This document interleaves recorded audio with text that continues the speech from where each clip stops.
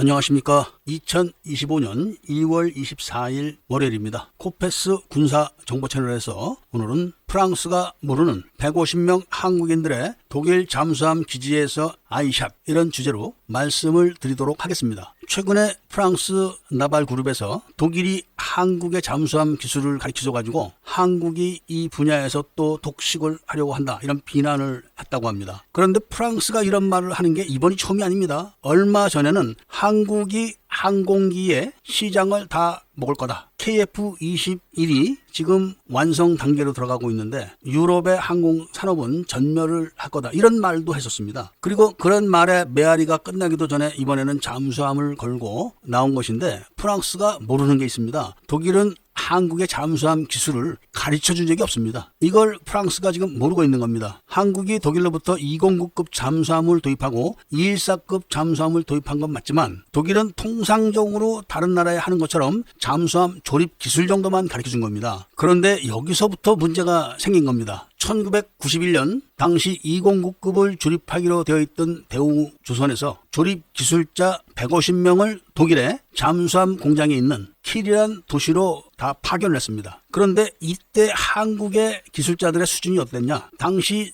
전 세계에는 기능 올림픽이라는 그런 제도가 있었는데, 이거를 10년이 넘게 한국 사람들이 전 종목에서 계속 금메달을 딴 겁니다. 한두 종목도 아니고 전 종목입니다. 이런 사람들로 구성된 게 바로 독일의 킬이라는 도시로 파견된 150명의 기술자입니다. 이 사람들의 수준이 어느 정도냐? 가령 자동차를 정비하는 사람들은 자동차 본네트를 열어서 엔진을 보거나 그러질 않습니다. 국군의 날 여의도에서 행사를 할 때 전 군용 차량들을 일렬 종대로 출발을 시키고 차가 지나가는 쪽에 의자를 갖다 놓고 이 사람들이 앉아서 차 지나갈 때 들리는 엔진 소리만 듣고 상태를 다 찾아내는 겁니다. 어디가 고장났다, 뭐를 갈아야 된다, 부속은 어떤 걸로 교체해라. 박정희 대통령이 이런 걸 보고 놀랐다는 겁니다. 이런 사람들이 독일로 파견됐을 때 특별한 지침이 내려졌는데 절대로 독일 기술자들한테 의심사는 행동을 하지 마라, 이런 주문을 했다는 겁니다. 왜냐하면 다른 나라 기술자들이 독일에 가면은 설계도를 훔치려고 하고 설계도를 엿보려고 하고 부품을 이리저리 들러보고 이런 행동을 해서 굉장히 의심을 사고 경계를 받았다고 합니다. 그런데 한국 기술자들은 일체 그런 짓을 안 하고 독일 기술자들이 알려주는 대로 열심히 교육을 받고 현장에 가서 일을 하고 이런 행위만 했지 일체 의심스러운 행동을 하진 않았다는 겁니다. 그러니까 독일 사람들이 마음 놓고 있었다는 겁니다. 그런데 이 150명이 각 분야에서 최고 도사급들만 보냈기 때문에 망치로 쇠를 딱 때리면은 그 들리는 소리 가지고 쇠의 성분을 알아낼 정도의 귀신들인데, 독일 기술자들하고 같이 일을 하면서 모든 과정을 눈으로 보고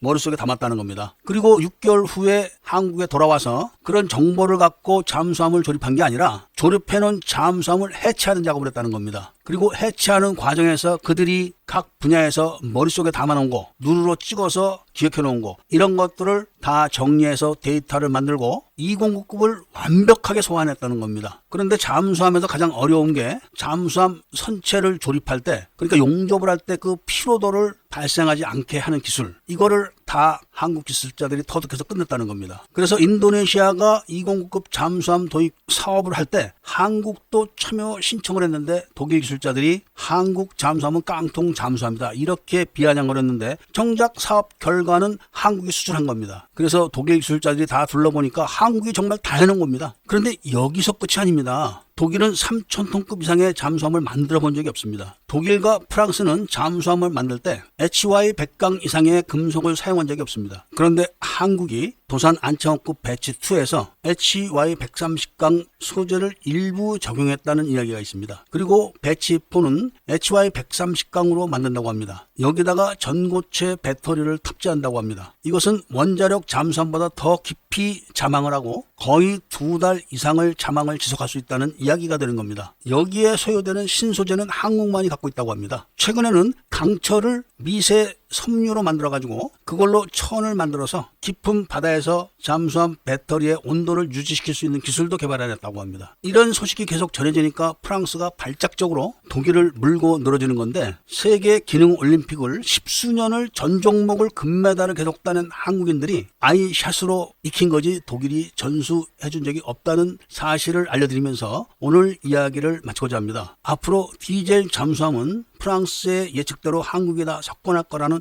말씀과 함께 구독과 좋아요와 알림 설정을 부탁드리면서 이야기를 들어주신 데 대해서 감사드립니다.